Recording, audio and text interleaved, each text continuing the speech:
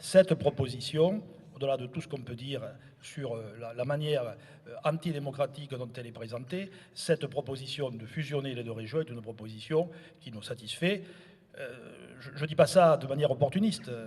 Les présidents du Conseil général successifs, Raymond Courrière et Marcel Reynaud, avaient déjà plaidé pour qu'au moins le département de l'Aude bascule de la région Languedoc-Roussillon à la région Midi-Pyrénées. J'ai entendu la plupart de ceux qui sont intervenus parler de la future région et parler de deux métropoles, Toulouse et Montpellier. Entre les deux, il n'a échappé à personne qu'il y a un vaste territoire, qui n'est pas que le territoire périurbain de Toulouse et de Montpellier, qui n'est même pas seulement le territoire des villes, Carcassonne, Narbonne, Béziers, etc. Aujourd'hui, il y a une très grande inquiétude de la part des élus ruraux quant au devenir de leur territoire, à la capacité qu'ils auront à faire vivre leur commune.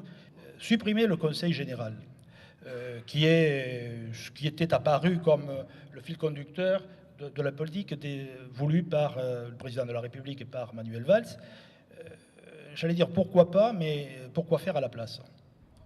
J'ai entendu aussi dans ce débat dire des ministres dire qu'on allait faire des économies extraordinaires. J'attends de voir. Et la seule manière de faire des économies dans cette réforme, c'est de supprimer certaines des actions qui sont aujourd'hui conduites par le Conseil général. Certaines des actions, alors j'imagine qu'on ne veut pas supprimer la compétence sociale ou l'action sociale. J'observe simplement que personne ne se précipite pour la prendre. Et surtout pas l'État.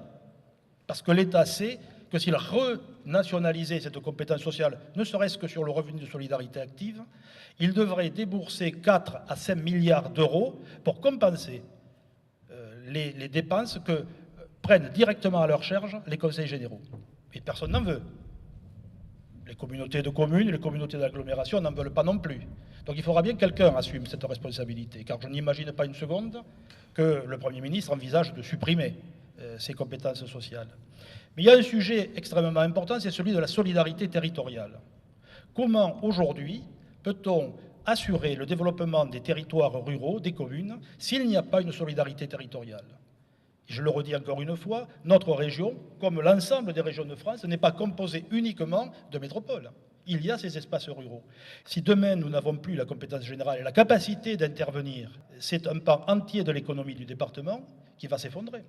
Nous plaidons, au niveau du Conseil général de l'Aude, pour la fusion des deux régions, mais nous plaidons aussi pour le maintien d'une structure départementale qui puisse nous permettre d'assurer cette solidarité territoriale, de conduire des politiques au plus près des citoyens, parce que je ne crois pas que les politiques globales soient la solution aux problématiques que nous connaissons aujourd'hui.